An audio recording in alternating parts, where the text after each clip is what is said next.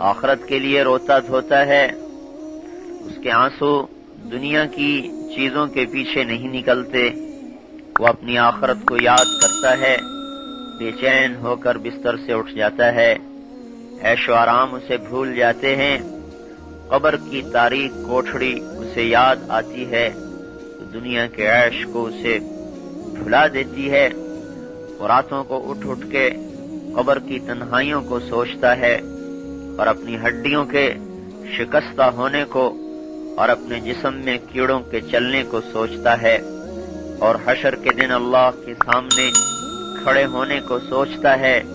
یہ غم اس کی نیند کو اڑا دیتا ہے اور اس کے دل کو دنیا سے غافل کر دیتا ہے۔ یہ غم اس کے مقدر کی روزی نہیں چھینتا، مقدر جو میرے نام کا ہے اسے دنیا کی کوئی طاقت مجھ سے لے نہیں سکتی۔ الا وان جبرائیل نفث فی روعی ان نفسا لن تموت حتی تستکمل رزقها۔ حضور صلی اللہ علیہ وسلم نے فرمایا، کوئی اس وقت تک مر نہیں سکتا جب تک اپنی روزی کھا نہ لے۔ تو میری بہنوں، یہ میرے رب کی سنت ہے، آخرت کا غم لگے گا تو اللہ دنیا سے چین نصیب فرما دے گا، دنیا کا غم لگے گا تو آخرت کا غم دل سے نکل جائے گا، اللہ سے محبت کرے گا تو اللہ دنیا کی محبت دل سے نکال دے گا، اور دنیا سے محبت کرے گا تو اللہ اپنی محبت اس سے چھین لے گا۔ جس کے سامنے آخرت ہوتی ہے، من اشتاق الی الجنہ سارع الی الخیرات، جسے جنت کا فکر لگ جاتا ہے وہ نیکیوں کی دوڑ لگاتا ہے۔ من اشفق من النار لہا عن الشہوات، جسے جہنم کا خوف لگ جاتا ہے وہ دنیا کے عیش و عشرت سے ہٹ کے چلتا ہے۔ یا معاذ ایاک والتنعم فإن عباد اللہ لیسوا بالمتنعمین، اے معاذ عیش پرست نہ بننا، میرے بندے اللہ کے بندے عیش پرست نہیں ہوتے۔ گزرگاہ ہے، گزر کے جانا ہے میری بہنوں، کوئی آج گیا کوئی کل گیا، یہ سب حرص و ہوس کا سامان یہی رہ جاتا ہے، سب ٹھاٹھ پڑا رہ جاوے گا جب لاد چلے گا بنجارا۔ یہ دنیا کا ساز و سامان بناتے بناتے ہم تھک جاتے ہیں، جب اس سے نفع اٹھانے کا وقت آتا ہے تو موت دروازے پر دستک دینے لگتی ہے، اور زندگی سمیٹنے والا آ کے سمیٹ کے لے جاتا ہے، اور سب سامان دھرے کا دھرا رہ جاتا ہے۔ یہ جی لگانے کی جگہ نہیں ہے، یہ تو اپنی آخرت کے بنانے کا وقت ہے۔ اپنی قبر کو یاد کیا جائے، حشر کا دن جب اللہ سامنے کھڑا کرے گا اس وقت کو یاد کیا جائے۔ ربیع ابن خثیم رحمت اللہ علیہ ایک بڑے بزرگ گزرے ہیں، کچھ لوگ ان سے حسد کرنے لگے۔ ایک عورت تھی فاحشہ، بڑی خوبصورت، بہت حسن و جمال، اسے انہوں نے 1000 درہم دیے کہ تجھے یہ ہم انعام دیں گے، تو ربیع کو گمراہی پہ لے آ۔ اور سب سے بڑا فتنہ تو اسی وقت شروع ہوتا ہے جب مرد اور عورت کا آزادانہ اختلاط ہوتا ہے۔ 1000 درہم مال آدمی کو اندھا کر دیتا ہے، جیسے آج ہم اندھے ہو چکے ہیں مال کی محبت میں۔ تو اس عورت نے لبست بأحسن ما عندها ما قدرت، جو اس کے پاس سب سے عمدہ لباس تھا وہ پہنا، اور سب سے عمدہ خوشبو لگائی، اور سب سے اعلیٰ اپنے آپ کو بناؤ سنگھار کے ساتھ سجایا سمارا۔ وہ رات کو نماز پڑھ کے جب مسجد سے نکلے، فبرزت لہو وہی صافرہ، تو ایک دم ان کے سامنے آئی چہرہ کھولے ہوئے اور بڑے انداز سے چلتی ہوئی۔ جب حضرت ربیع کی نظر پڑی تو ایک دم نگاہوں کو جھکا لیا اور فرمایا، اے بہن، جس حسن پر تجھے ناز ہے اور جس حسن پر تو مجھے بھٹکانے آئی ہے، تو یاد کر اس دن کو، کیف بکی لو حلت بک الحمى، وہ دن یاد کر جب اللہ تجھے کوئی بیماری ڈال دے اور تیرے چہرے کی رونق کو چھین لے اور تو ہڈیوں کا ڈھانچہ بن جائے، تو تیرا حسن کہاں چلا جائے گا۔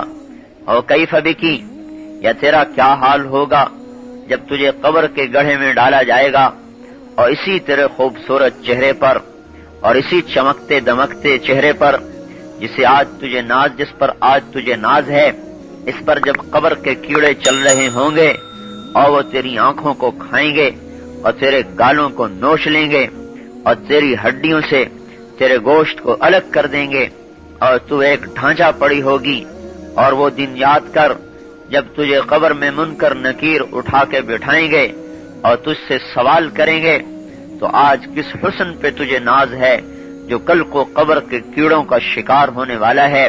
ایسے درد سے اس عورت سے بات کی کہ وہ بے ہوش ہو کے زمین پر گر گئی۔ جب اسے ہوش آیا تو ایسی توبہ کی کہ اپنے زمانے کی وہ سب سے بڑی ولیہ اور سب سے بڑی عابدہ اور زاہدہ بنی۔ دعائیں کروانے اس کے پاس لوگ آتے تھے۔ تو میری بہنوں، ہم تو دنیا میں ایسا پھنسے کہ موت بھولی، اللہ کے سامنے کھڑا ہونا بھول گیا۔ وہ ایسا وحشت ناک منظر ہے کہ جہاں سب بہن بھائی پیچھے ہٹ جائیں گے۔ یوم یفر المرء من اخیہ وامہ وابیہ وصاحبتہ وبنیہ لکل امرئ منہم یومئذ شأن یغنیہ۔ اس دن ماں، بیٹی، باپ، بھائی، خاوند، بیوی جدا جدا ایک دوسرے کے قریب نہیں پھٹکیں گے۔ ہر آدمی کی پکار ہوگی، نفسی نفسی، یا اللہ مجھے بچا لے، مجھے بچا لے۔ فرشتوں کے پہرے، جہنم کی چیخ و پکار چنگھاڑ جو دلوں کو ہلا رہی ہوگی، اس کی آگ کی لپٹ اور اس کے شعلے نکل نکل کر انسانوں کو وحشت میں ڈال رہے ہوں گے، اور ترازو کے سامنے مجھے بھی لایا جائے گا اور آپ کو بھی لایا جائے گا، اور پوچھنے والا رب ہے اور جواب دینے والا یہ کمزور بندہ اور یہ کمزور عورت۔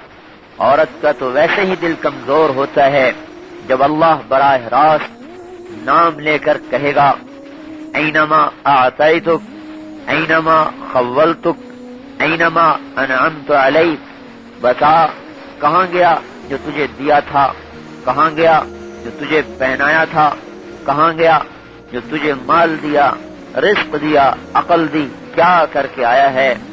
اوہو، پتے کی طرح کانپ رہا ہوگا ہر انسان، مرد، عورت، بڑوں بڑوں کے فتے اس دن پانی ہو جائیں گے جب اللہ براہ راست پوچھے گا بتا کیا کر کے آیا ہے؟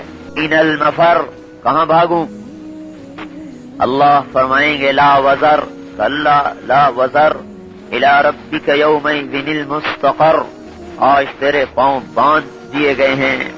یُنَبَّأُ الْإِنسَانُ يَوْمَئِذٍ بِمَا قَدَّمَ وَأَخَّرَ، آج میں تجھے بتلاؤں گا کہ تو نے کیا کیا کیا۔ دنیا میں اللہ کتنا رحیم ہے، پردے ڈالتا ہے، گناہوں کو چھپاتا ہے، نادانیوں سے درگزر کرتا ہے۔ ہماری آنکھ غلط دیکھتی ہے، فرشتہ آ کے تھپڑ نہیں مارتا۔ میرے کان غلط سنتے ہیں، فرشتہ کانوں کو بند نہیں کرتا۔ میرے قدم غلط اٹھتے ہیں، فرشتے کی لاٹھی میرے پاؤں کو نہیں توڑتی۔ اللہ مہلت دیتا ہے، کتنا رحیم ہے، کریم ہے۔ میری بہنوں، سمندر، زمین، آسمان کے فرشتے غصے میں آتے ہیں جب ہمیں دیکھتے ہیں کہ اللہ کا کھاتے ہیں پھر اسی کی نافرمانی کرتے ہیں۔ اجازت مانگتے ہیں، اے اللہ اجازت دے دے تو میں کروٹ لے لوں۔ زمین پوچھتی ہے، اے اللہ کروٹ لے لوں، اوپر کا نیچے، نیچے کا اوپر کر دوں۔ سمندر کہتے ہیں، یا اللہ اجازت دے دے چڑھ جاؤں، غرق کر دوں۔ جو پانی کی موج چند لاکھ کو لے کے جا سکتی ہے، وہی موج سارے انسانوں کو بھی لے کے جا سکتی ہے۔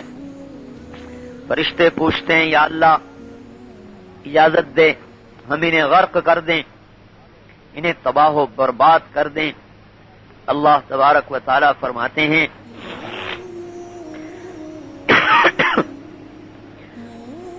اگر تم نے پیدا کیا ہے پکڑ لو، مہلت ہی نہ دو، اور اگر میں نے پیدا کیا ہے تو میرے اور میرے بندوں کے درمیان میں دخل اندازی نہ کرو. میں اپنے بندے کی توبہ کا انتظار کرتا ہوں. ان اتانی نہارن قبلتہ،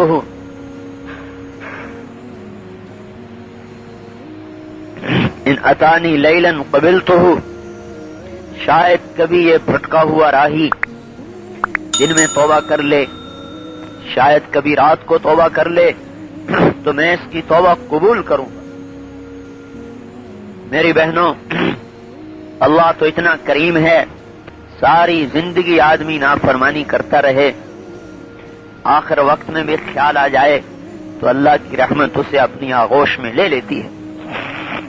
ماں باپ سے زیادہ رحیم ہے، زیادہ مہربان ہے. حضرت عمر کے زمانے میں ایک گویہ تھا جو بربت بجایا کرتا تھا. بربت یہ ایک تارا ہوتا تھا ستار کی طرح، پرانے زمانے کا یہ آلہ تھا گانے بجانے کا. اب گانا بجانا تو اسلام میں حرام ہے، سننا حرام، سنانا حرام، گناہ کبیرہ. تو چھپ چھپ کے یہ کام کیا کرتا تھا اور اپنی روٹی چلاتا تھا. بوڑھا ہو گیا، آواز بیٹھ گئی، لوگوں نے سننا چھوڑ دیا. اب کمائی ختم ہوئی، فاقے آنے لگے، تو گیا جنت البقیع میں اور بیٹھ کے رونے لگا، اے اللہ، جب تک میری آواز تھی لوگ میری سنتے تھے، اب میری آواز ختم ہو گئی، میری کوئی نہیں سنتا، لیکن میں نے سنا ہے تو سب کی سنتا ہے، ہر حال میں سنتا ہے. اے اللہ، میں تجھے پکارتا ہوں، تو میری سن، میری مصیبت دور فرما. حضرت عمر رضی اللہ تعالی عنہ مسجد میں سوئے ہوئے تھے. القاء ہوا، میرا ایک بندہ مجھے پکار رہا ہے، اس کی مدد کو پہنچ، وہ مصیبت زدہ ہے. حضرت عمر رضی اللہ تعالی عنہ اٹھے، دوڑے ہوئے جنت البقیع میں گئے. دیکھا تو وہ بڈھا ایک جھاڑی کے پیچھے رو رہا، رب کو منا رہا. کیسا رب ہے میری بہنوں، ساری زندگی گناہ کبیرہ کر کے روٹی کمائی، ایک دفعہ اللہ کو پکارا، اللہ نے عمر جیسے بندے کو اٹھا کے بھیجا، جاؤ میرے بندے کی مدد کرو. حضرت عمر کو اس نے دیکھا تو وہ بھاگنے لگا. حضرت عمر نے فرمایا، ٹھہرو ٹھہرو، میں آیا نہیں ہوں، بھیجا ہوا ہوں، مجھے حکم ملا ہے تیری مدد کو پہنچوں. تیری کیا تکلیف ہے، میں تیری حاجت روائی کروں. وہ کہنے لگا، کس نے بھیجا ہے؟ کہا، اللہ نے بھیجا ہے. تو وہ رونے لگا، کہا، اے اللہ، ساری زندگی میں تیرا نافرمان رہا، ہر مجلس میں، ہر رات میری غفلت میں گزری، ہر دن میرا نادانی میں گزرا، اور جب میرے سارے سہارے ٹوٹ گئے، میں نے بے بس لاچار ہو کر تجھے پکارا، تو نے پھر بھی میری آواز پہ لبیک کہی، اور تو نے مجھے نہ بھلایا. ایسا درد آیا کہ ایک چیخ نکلی اور جان نکل گئی. تو اللہ پاک میری آپ کی زندگی کا مقصود ہے اللہ کو راضی کرنا، اللہ پر مر مٹنا، اللہ کے حکموں پر چلنا اور اس کے نبی کے طریقے کو اپنانا. یہی ہماری زندگی ہے. دنیا کا زیب و زینت آج بہت زیادہ ہو چکا ہے، آنکھیں چندھیا رہی ہیں، روشنیاں بڑھ گئی ہیں، لیکن میری بہنوں دل اندھے ہیں. آج دنیا سے انسانیت مٹ چکی ہے، انسان پھر رہے ہیں، صفات مٹ چکی ہیں اور انسان پھر رہے ہیں. گھر روشن ہیں، چمکتے ہیں، دل کالی رات سے زیادہ تاریک ہیں. شہر ساری رات چمکتے ہیں، سڑکیں روشن، گلیاں روشن، گھر روشن، گھروں کے ہر کمرے میں روشنیاں. لیکن میری بہنوں، میرے آپ کے دل کی دنیا اجڑے، زمانہ گزر گیا، دل اندھیروں میں پڑا ہے، اس کے ہر کونے میں اندھیرا ہے، اس کے ہر گوشے میں اندھیرا ہے. آج زمینیں سرسبز ہو چکی ہیں، لہلہا رہی ہیں، سبزہ ہی سبزہ ہے، لیکن دلوں کی زمین صحرا سے بھی زیادہ بنجر ہے، صحرا سے بھی زیادہ ویران ہے، سنسان ہے، کھنڈر رہ گئے، اور وہ بھی شکستہ، جس دل میں اللہ کی محبت نہیں، جو دل اللہ کے لیے تڑپتا نہیں، جو دل راتوں کو اسے بستر سے اٹھا کر مصلے پہ کھڑا نہیں کرتا اور اس کے ماتھے کو زمین پہ نہیں ٹکاتا اور اس کی آنکھوں کے پانی کو نہیں جاری کرتا، وہ دل نہیں ہے، پتھر ہے، پتھر جو سنگ ہو چکا ہے، سخت ہو چکا ہے۔ میری بہنوں، آج بیوی نے خاوند کی محبت کا ذائقہ چکھا اور خاوند نے بیوی کی محبت کا ذائقہ چکھا، میاں بیوی نے اولاد کی محبت کا ذائقہ چکھا ہے، اولاد نے ماں باپ کی محبت کا ذائقہ چکھا ہے، اور ہم سب نے درہم دینار، سونے اور چاندی، روپے اور پیسے، ٹکے کی محبت کا ذائقہ چکھا ہے، لیکن نہیں چکھا تو اپنے رب کی محبت اور اپنے رب کی محبت کی حلاوت کا ذائقہ نہیں چکھا۔ اللہ کی محبت میں رونا، اللہ کی محبت میں پریشان ہونا، اللہ کی محبت میں تکلیفیں اٹھانا، پریشانیاں اٹھانا، یہ آج امت سے نکل گیا، امت بانجھ ہو گئی، مائیں بھی، بہنیں بھی، بیویاں بھی، مرد بھی، باپ بھی، بیٹے بھی، سب کے دل کی دنیا اجڑ گئی، دل اندھے، آنکھیں روشن، دل کالے، گھر سفید، دل اندھیر اور گھر روشن، سڑکیں بازار روشن۔ میری بہنوں، انبیاء علیہم السلام یہ کرتے ہیں کہ آ کر اپنی جان مال کی سر دھڑ کی بازی لگا کر انسانوں کے اندر ایمان کی شمع روشن کرتے ہیں، ایمان کا چراغ جلاتے ہیں، دلوں کو اللہ کی محبت سے آباد کرتے ہیں، پیشانیوں کو زمین پہ ٹکا کر اللہ کی محبت میں رونا سکھاتے ہیں، تڑپنا سکھاتے ہیں، مخلوق کی محبت کو نکال کر اللہ کی محبت کو پیوست کرتے ہیں۔ چلے گئے وہ انسان جو اللہ کی یاد میں روتے تھے، آج راتیں ہماری مردار کی طرح گزرتی ہیں، دن ہمارا بیکار گزرتا ہے۔ آج کی عورت بیچاری مظلوم ہے، جسے سوائے کھانا پکانے، بچے پالنے کے اور کوئی کام بتلایا ہی نہیں گیا۔ اس تبلیغ کی محنت کے ذریعے سے ہم بہنوں کو بھی عرض کر رہے ہیں، مردوں سے بھی کہہ رہے ہیں کہ بھائیو، بہنوں، تمہارا کام اپنے اللہ سے محبت کرنا ہے، اپنے اللہ کے تعلق کو بنانا ہے، نبی پاک صلی اللہ علیہ وسلم سے محبت کرنا ہے۔ نبی کی محبت اور اللہ کی محبت زندگی کا سرمایہ ہے، اس کو سامنے رکھ کر چلنا ہے، باقی ساری چیزیں پیچھے رکھنی ہیں۔ لیکن کیا کریں، جب ایک دن میں بیچاری عورت ناشتے سے فارغ ہو نہیں پاتی، دوپہر کی ہانڈیاں چڑھ جاتی ہیں اور وہ اترتی ہیں تو شام کی چائے چڑھ جاتی ہے، وہ اترتی ہے تو رات کے کھانے شروع ہو جاتے ہیں، اور پھر تھک کے چور ہو کے بستر پہ دراز ہو جاتی ہیں۔ رات بھی غفلت، دن بھی غفلت، پیٹ کا ایندھن ہے جسے بھر رہے ہیں، پاخانہ بن رہا ہے، پیشاب بن رہا ہے۔ نبی پاک صلی اللہ علیہ وسلم کے گھر میں 2 مہینے چولہا نہیں جلتا، روٹی کا کام ہی نہیں تھا، کوئی زیور نہیں تھا، کوئی کپڑا نہیں تھا، ایک جوڑے میں زندگی بسر ہوتی تھی، لیکن ان کے دل اللہ کی محبت سے بھرے ہوئے تھے۔ نبی پاک صلی اللہ علیہ وسلم کے انتقال کے بعد ایک عورت آئی حضرت عائشہ کی خدمت میں کہ حضور کی قبر کی زیارت کرا دو۔ حضرت عائشہ نے حجرہ کھولا، قبر پہ جو بیٹھی ہے اور لپٹ گئی اور روتے روتے جان نکل گئی۔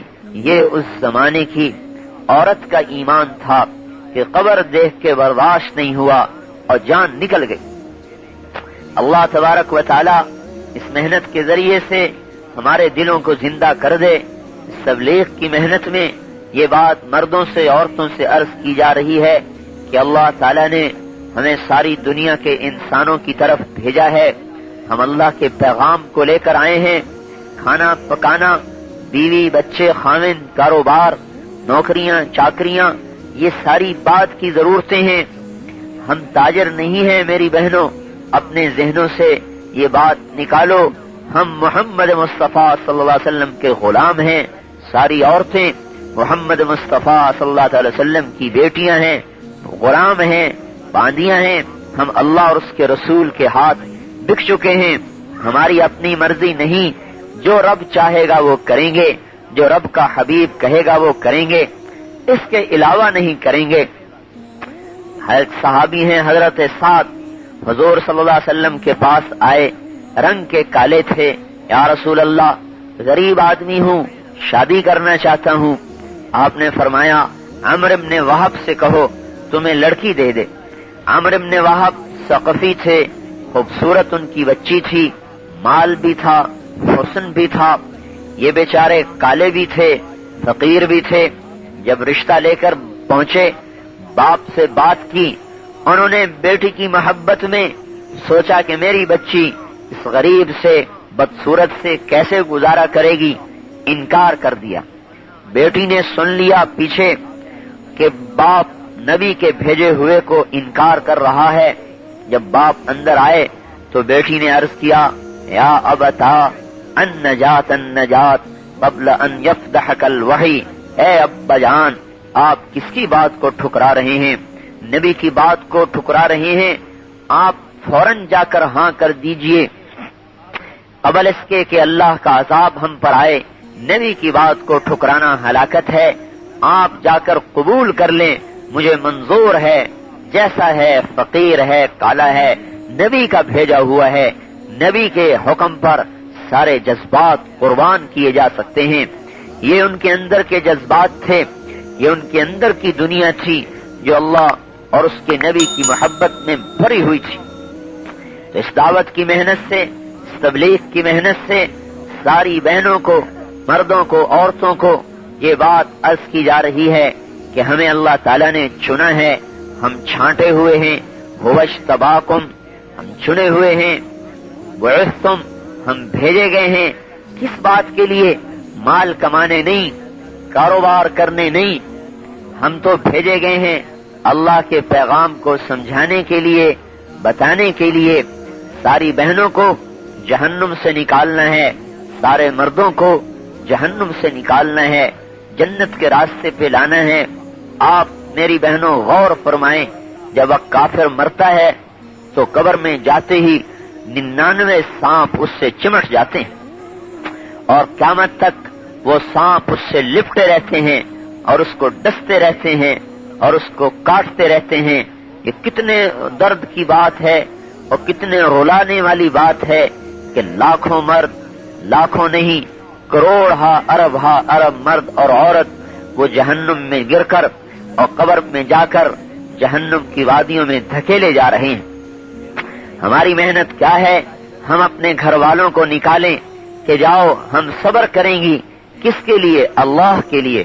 اللہ کی قسم آپ کے گھر والے اللہ کے راستے میں پھریں گے، جب کبھی ان کی یاد آئے گی اور دل سے ٹھنڈی سانس نکلے گی اور آہ نکلے گی، یہ آہ ہر ٹھنڈا سانس جنت کے درجات میں اونچا کر دے گا، اور ہر آہ اللہ کی بارگاہ میں لاہور پہنچے، دل کا دورہ پڑا تو چہرے پہ غم کے آثار آئے، قاضی صاحب رحمت اللہ علیہ اور فرشتوں کو اس کے سامنے جھکا دیتی ہے۔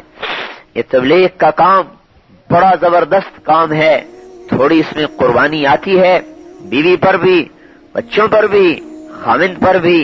جدائی بہت بڑا مسئلہ ہے، جدائی بہت بڑی قربانی ہے، لیکن میری بہنوں سوچو کب تلک؟ عش ما شئت فإنک میت وأحبب من شئت فإنک مفارقہ۔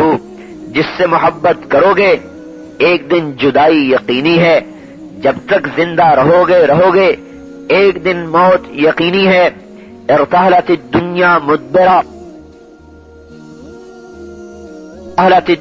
مدبرہ، دنیا پیٹ پھیر چکی، وارتحلت الآخرۃ مقبلہ، اور آخرت بڑھی چلی آ رہی ہے۔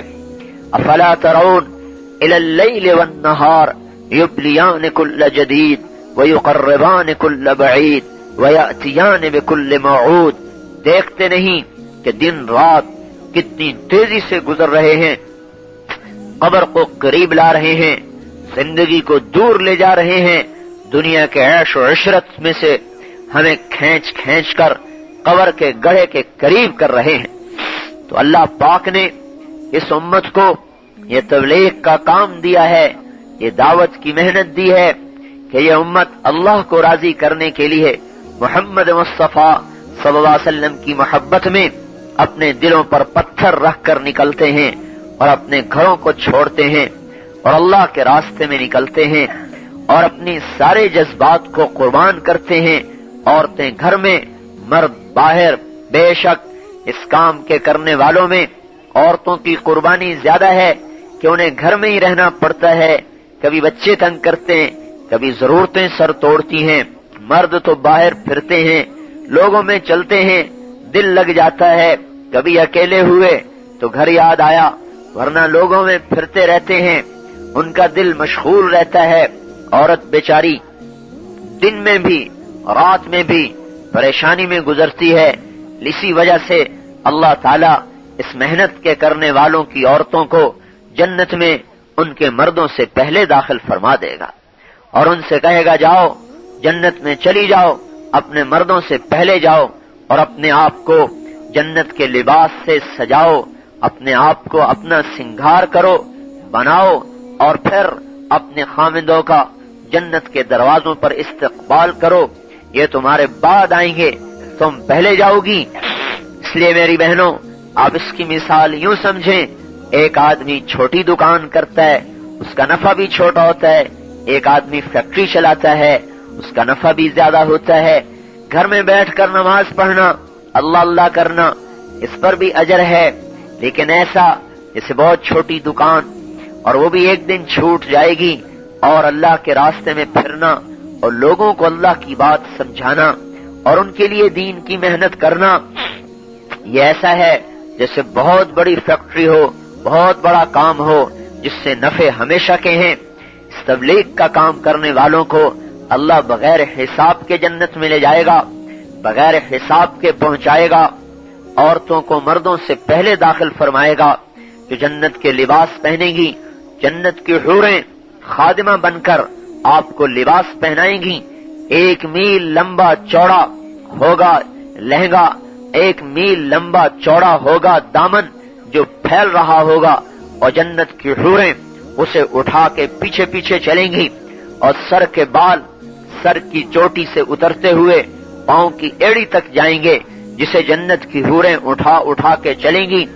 ایک بال توڑ کے دنیا میں پھینکا جائے، سارا جہان روشن ہو جائے گا اور سارے جہان میں خوشبو پھیل جائے گی، اور مانگ سے سر کی مانگ سے ایسی روشنی نکلے گی کہ سورج بھی اس کے سامنے شرما جائے گا، اور پھر اللہ دونوں کو بٹھا کر کہے گا جاؤ چلے جاؤ جنات عدن يدخلونها ومن صلح من آبائهم وأزواجهم وذرياتهم والملائكة يدخلون عليهم من كل باب سلام علیکم بما صبرتم فنعم عقبى الدار۔ جاؤ چلے جاؤ، آج کے بعد کوئی جدائی نہیں، بیوی بچے ماں باپ سب اکٹھے، کبھی جدا نہیں، لاکھوں کروڑوں برس کے بعد بھی جدائی نہیں۔ دنیا تو ہے ہی جدائی کا گھر، دنیا کے کاروبار اولاد کو ماں باپ سے جدا کر دیتے ہیں، دنیا کے دھندے اولاد کو جدا کر دیتے ہیں۔ اکثر دیکھتے ہیں ماں باپ اکیلے، بچہ کمانے کسی اور جگہ، تھوڑی بچی جوان ہوئی، کوئی ہندوستان میں بیاہی گئی، کوئی پاکستان میں بیاہی گئی، اب ایک اجنبی کی طرح کبھی سالوں بعد ملنا ہوتا ہے۔ دنیا تو ہے ہی میری بہنوں مسافری کی جگہ۔ میرے والد رحمت اللہ علیہ رویا کرتے تھے کبھی کبھی کہ ہم نے تمہیں جنا کس کام آیا، ایک بیٹی فیصل آباد، ایک لاہور، تو ہر وقت تبلیغ میں اور چوتھا ڈاکٹری میں، کبھی ملتان کبھی کہیں، ہم دونوں اکیلے کے اکیلے۔ مجھے بھی کبھی کبھی رونا آ جاتا، میں ان سے کہتا بیان بس چند دنوں کی بات ہے، پھر اللہ ایسا اکٹھا کرے گا کہ جس کے بعد کبھی جدائی نہیں ہوگی۔ جب ان کا انتقال ہوا تو ہمارے ساتھی نے ان کو خواب میں دیکھا کہ جنت کے بڑے خوبصورت ایک گنبد نما بارہ-دری ہے جس میں بیٹھے ہوئے ہیں۔ انہوں نے کہا میاں صاحب آپ کہاں چلے گئے؟ اچانک انتقال ہوا تھا۔ انہوں نے فرمایا فی جنات النعیم علی سرر متقابلین، ہم تو بھائی جنت کے تختوں پر ہیں، آمنے سامنے بیٹھے ہیں۔ انہوں نے کہا آپ ہمیں چھوڑ کے چلے گئے؟ کہنے لگے نہیں، ان قریب ہم سب اکٹھے ہو جائیں گے۔ تو اکٹھے ہونے کی جگہ تو اللہ نے جنت بنائی ہے۔ دنیا تو دنیا کے کاروبار میں بھی جدا کر دیتی ہے، اور اگر دین کے لیے جدائی ہو گئی تو پھر کون سی بڑی بات ہے، اللہ ہمیشہ اکٹھا کر دے گا۔ میری بہنوں، صحابہ رضی اللہ عنہم تھے، جنت ان کے لیے واجب تھی، پھر بھی گھروں کو چھوڑا اور قبریں بنی ان کی پہاڑوں میں، ریگستانوں میں، میدانوں میں۔ ابھی آپ کے بنگلہ دیش آنے سے چند دن پہلے ہماری جماعت گئی تھی اردن سے ہم یہاں بنگلہ دیش آ رہے ہیں، تو ہمیں وہ صحابہ کی قبروں پر لے گئے۔ معاذ ابن جبل پہاڑ کی چوٹی پر اکیلے ہیں، 7 نوجوان بیٹے عبد الرحمن ابن معاذ، دونوں باپ بیٹا اللہ کے راستے میں شہید ہوئے، دونوں کی قبریں ہیں۔ شرحبیل ابن حسن رضی اللہ عنہ ایک وادی میں سوئے پڑے ہیں۔ زرار ابن ازور رضی اللہ عنہ ایک ٹیلے پر ان کی قبر تھی۔ حضرت ابو عبیدہ بن جراح رضی اللہ تعالی عنہ کی ایک راستے کے کنارے پر قبر تھی۔ پھر ہم آگے پہاڑوں میں گئے۔ موتا ایک میدان ہے جہاں جنگ موتا لڑی گئی تھی، اور جس میں 3 بڑے صحابہ زید، جعفر، عبداللہ شہید ہوئے تھے۔ جب ہم حضرت جعفر کی قبر پر گئے، آپ یقین مانو ساری جماعت ہماری رو رہی تھی، ہم اپنے آنسوؤں کو رکتے ہی نہیں تھے۔ حضرت جعفر کا سارا واقعہ آنکھوں کے سامنے گھوم گیا۔ 30 برس کے نوجوان بیوی تھی، چھوٹے 4 بچے تھے۔ تو جب اللہ تعالی کے راستے میں نکلے اور جھنڈا اٹھایا اور شیطان سامنے آیا، کہا جعفر تیری جوان بیوی، تیرے چھوٹے بچے، کیا بنے گا ان کا؟ حضرت جعفر نے فرمایا ارے لعین، اب کب آیا ہے؟ اب تو اللہ کے نام پر جان دینے کا وقت آیا ہے۔ یا حبذ الجنت واقترابها طیبۃ وبارد شرابها والروم قد دنا عذابها کافرۃ بعیدۃ انصابها علی الا قیتها ضرابها۔ یہ شعر پڑھے، اے جنت اب تو مجھے تیرا شوق ہے۔ آگے بڑھے، ایک ہاتھ کٹا، دوسرا کٹا، پھر 2 ٹکڑے ہو کے زمین پر گر گئے۔ حضور پر منظر کھل گیا، آپ نے دیکھا کہ جعفر شہید ہو گئے، تو آپ تشریف لے گئے حضرت اسما کے گھر۔ اسما ان کی بیوی کا نام تھا۔ وہ فرماتی ہیں میں بچوں کو نہلا کر کپڑے پہنا چکی تھی، خود آٹا گوندھ رہی تھی کہ حضور گھر میں تشریف لائے، چہرے کا رنگ اڑا ہوا، تو میرا دل دھڑکنے لگا۔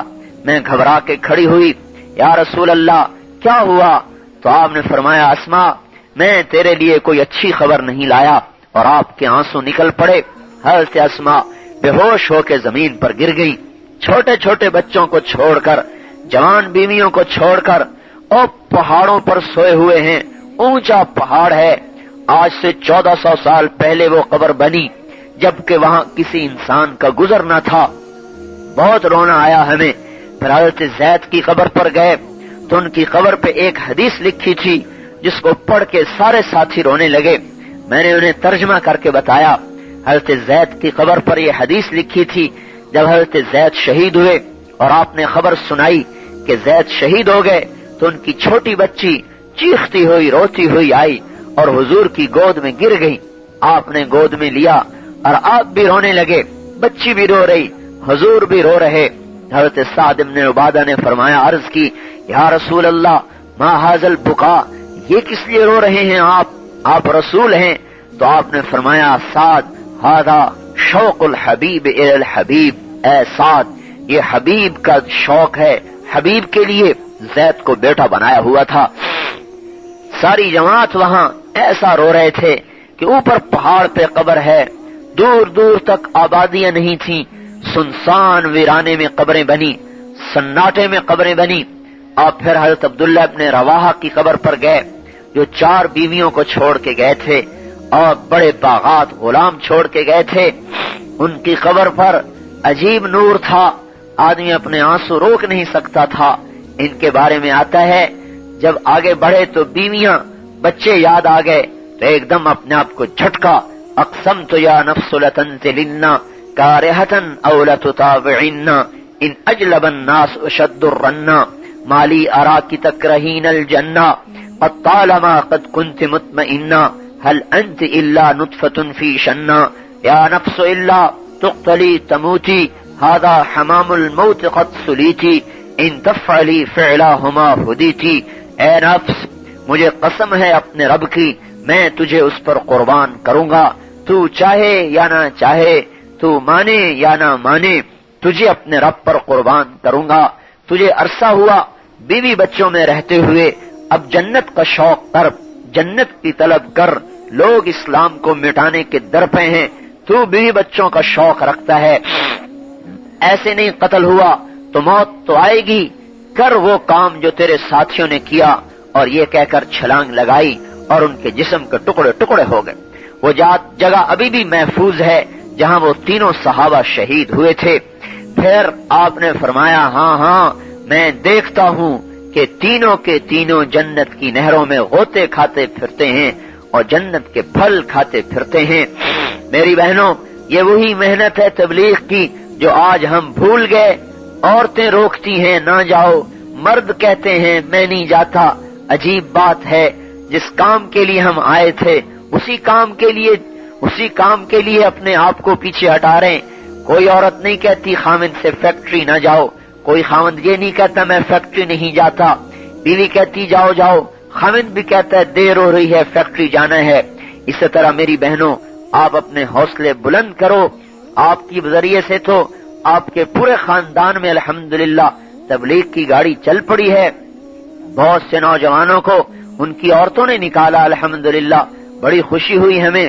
اللہ نے آپ کے اندر دین کا جذبہ، مجھے تو ایسے نظر آتا ہے کہ مردوں سے بھی زیادہ رکھا ہوا ہے۔ مرد چست ہیں، مرد سست ہیں، آپ چست ہیں۔ بھائی رضوان کو، کلیم کو، ان کو ترغیب دی ان کے گھر والوں نے، بڑی خوشی ہوئی ہمیں۔ اسی طرح ہم چاہتے ہیں کہ ساری بہنیں اپنے خامدوں کو ترغیب دیں، کوئی بات نہیں، جاؤ اللہ کے راستے میں، صبر کریں گے، جنت میں اکٹھے ہو جائیں گے۔ 40 برس میاں بیوی دسترخوان پہ بیٹھے ہیں، کھانا بھی کھا رہے ہیں، ایک دوسرے کو دیکھ کے خوش بھی ہو رہے ہیں۔ 70 برس ایک دوسرے کو دیکھتے رہیں گے، دیکھنے سے جی نہیں بھرے گا، عجیب زندگی ہے۔ وہ دیکھے گا تو جی نہیں بھرے گا، یہ دیکھے گی تو جی نہیں بھرے گا۔ 70 سال میں تو بڑھاپے آ جاتے ہیں اور سارے جذبے سرد پڑ جاتے ہیں، پھر سوائے لڑائی جھگڑے کو سوجھتا ہی نہیں۔ اور وہاں تو 70 برس ایک دوسرے کو دیکھتے جا رہے ہیں، خوش ہوتے جا رہے ہیں، حسن بڑھتا جا رہا، شوق بڑھتا جا رہا، جذبہ بڑھتا جا رہا۔ اس لیے میری بہنوں، ایک تو اپنے گھر والوں کو تیار کرو، 4 مہینے کے لیے باہر نکالو ہمت کے ساتھ، اللہ تمہارے ساتھ ہے۔ اللہ کی قسم، فاطمۃ الزہرا کے ساتھ کھڑی کی جاؤ گی، خدیجۃ الکبریٰ کے ساتھ کھڑی کی جاؤ گی، اور عائشہ رضی اللہ عنہا کے ساتھ کھڑی کی جاؤ گی۔ آج 14ویں صدی کی عورت جو مال زیور پہ ٹوٹ پڑی ہے، اس سے الگ اپنی ترتیب بناؤ گی تو کل کو پکاری جاؤ گی اور محمد مصطفیٰ کی بیٹیوں کے ساتھ، بیویوں کے ساتھ کھڑی کی جاؤ گی۔ کیا وہ عزت اور سعادت ہے جب آپ کو ان کے ساتھ کھڑا کیا جائے اور آپ کے خامدوں کو، بچوں کو محمد مصطفیٰ اور صحابہ کے ساتھ کھڑا کیا جائے گا۔ اس تبلیغ کے کام کی قدر کرو، اس کو معمولی نہ سمجھو۔ اس لیے میری بہنوں، 2 کام کرو، ایک تو اپنے گھر والوں کو ہمت کے ساتھ نکالو، الحمدللہ فہیم نکلے ہوئے ہیں، ظفر آ گئے ہیں، اب ایک جماعت اور تیار کرو جو 4 مہینے کے لیے پاکستان جائے اور چلے کے لیے اندرون بنگلہ دیش پھرے، اور اپنے گھروں میں نماز کا اہتمام کرو، پردے کا اہتمام کرو، پردے میں باہر نکلو، پردے کے ساتھ چلو کہیں آنا جانا ہو، اور اپنے گھروں کو فضولیات سے پاک رکھو، لہو و لعب سے پاک رکھو، راتوں کا جاگنا چھوڑیں تاکہ تہجد پڑھنی آسان ہو، اشراق پڑھنے آسان ہو۔ یہ بڑی عجیب ترتیب ہے۔ ہم نے تو سنا ہے کہ الو رات کو جاگتا ہے، دن میں سوتا ہے، یہاں ساری قوم راتوں کو جاگتی ہے، دن میں سوتی ہے۔ 11 بجے ناشتے ہوتے ہیں، 4 بجے دوپہر کے کھانے، 12 بجے رات کے کھانے، آپ کے بچے بیمار ہو جائیں گے، آپ خود بیمار ہو جائیں گی۔ یہ غیر فطری ترتیب جسم کو توڑ دیتی ہے۔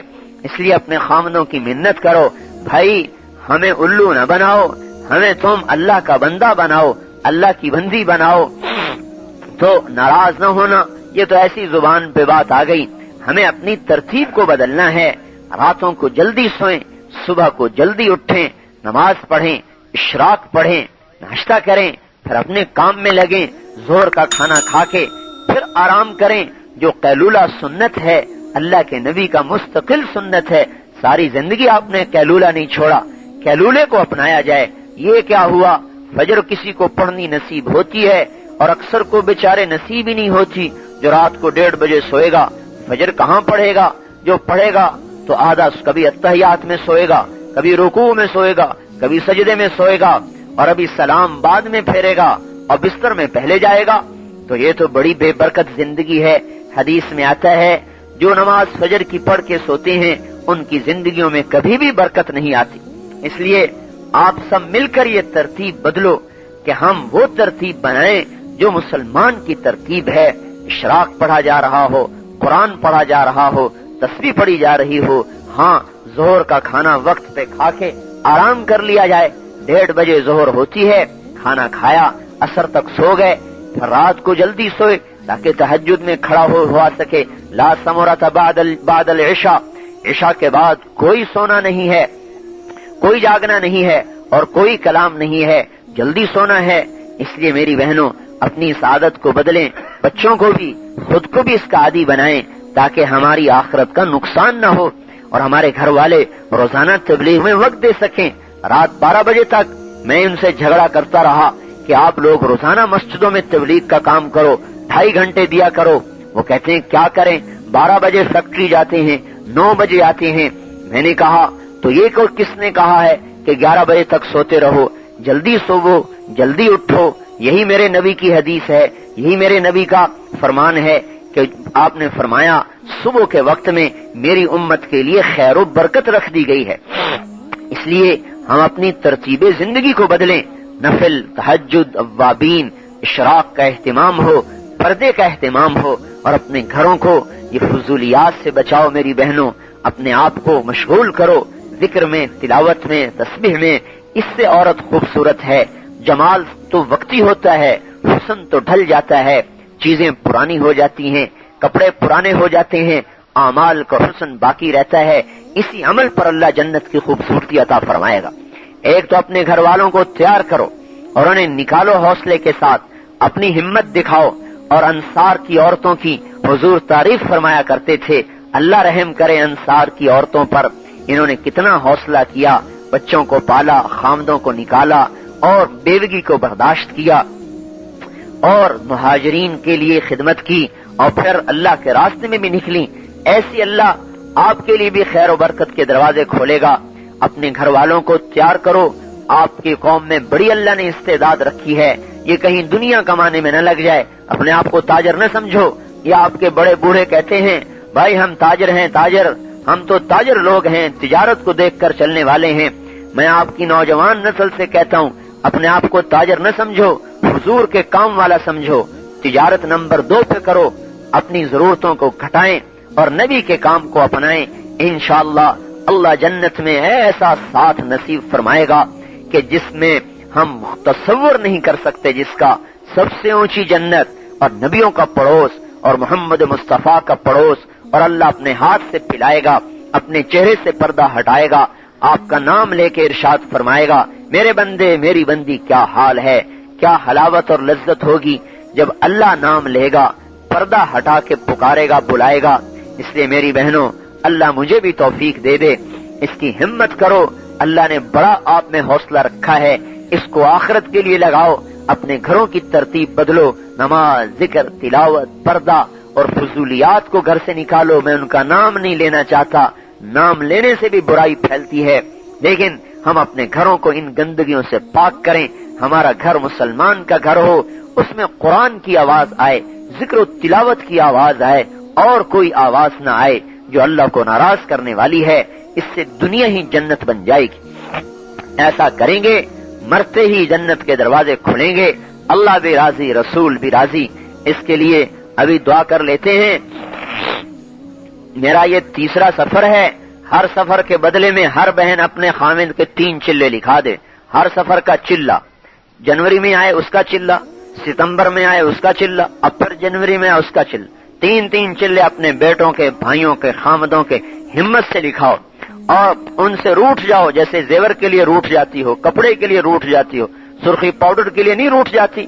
اور 100 عذر بہانے. آج سب کے دروازے بند کرو, ان کا روٹی بند. نیپال میں جماعت بھیجی عورتوں کی, 70 آدمی لے کر آئے. میں نے ایک سے پوچھا بھائی کیسے آ گئے؟ ان کا پہلے مردوں کی جماعت بھیجتے تھے, ہم گھروں میں چھپ جاتے تھے, تم نے عورتوں کی جماعت بھیجی, انہوں نے ہماری عورتوں کا ذہن بنایا.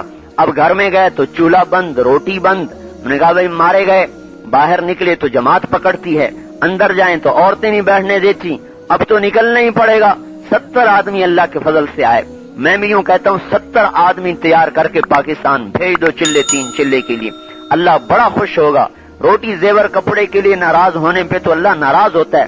تبلیغ کے لیے ذرا روٹ کے دکھاؤ, پھر دیکھو کیسے سیدھے ہوتے ہیں. سب بھاگتے چلے جائیں گے انشاءاللہ تبلیغ میں, اور آپ کو بھی اجر ملے گا, انہیں بھی اجر ملے گا. اللہ تعالی ہم سب کو توفیق نصیب فرمائے. دعا کے بعد تشکیل کریں بہنیں. اللہم لک الحمد کما انت اہلہ فصل علی محمد کما انت اہلہ وفعل بنا ما انت اہلہ انک اہل التقوی واہل المغفرہ. ربنا آتنا فی الدنیا حسنہ وفی الآخرۃ حسنہ وقنا عذاب النار وقنا عذاب النار. اے اللہ ہم تیرے مجرم ہیں اور اپنے جرم کا اعتراف کرتے ہیں. تو بڑا سخی ہے. کسی سخی کے در پر جا کر دنیا کا سخی ہو, اس کے سامنے جرم کو مان لیا جائے تو وہ بھی درگزر کر دیتا ہے. اے ہمارے مالک, اے ہمارے رب, ہم تیرے مجرم ہیں, تیرے سامنے توبہ کرتے ہیں. ہماری توبہ کو قبول فرما لے اور ہمارے گناہوں کو دھو دے. جس زمین پر کیے اس زمین کو بھلا دے. جن صحیفوں میں لکھے گئے ان اوراق سے مٹا دے, فرشتوں سے بھلا دے, ان گواہوں کو بھلا دے, ہمیں اپنا بنا لے. اے اللہ تو رحیم کریم ہے, ہم نافرمان ہیں. تو نے سمجھایا ہم نہ سمجھے, تو نے فرمایا ہم نے ٹھکرایا, تو نے روکا ہم نہ رکے. بڑا جرم کیا ہے, تو معاف کر دے. اس زمین آسمان نے ہمارے جیسے مجرم نہیں دیکھے. اے اللہ تیرا کھا کر تیرے نافرمان بنتے ہیں, تیری آنکھوں سے غلط دیکھتے ہیں, تیرے کانوں سے غلط دیکھتے ہیں. اے اللہ اگر تو نے دستگیری نہ فرمائی ہلاکت ہی ہلاکت ہے. اے اللہ ہمارا بن جا اور ہمارے ساتھ رحم کرم کا معاملہ فرما کر ہماری دنیا بھی بنا دے, ہماری آخرت بھی بنا دے.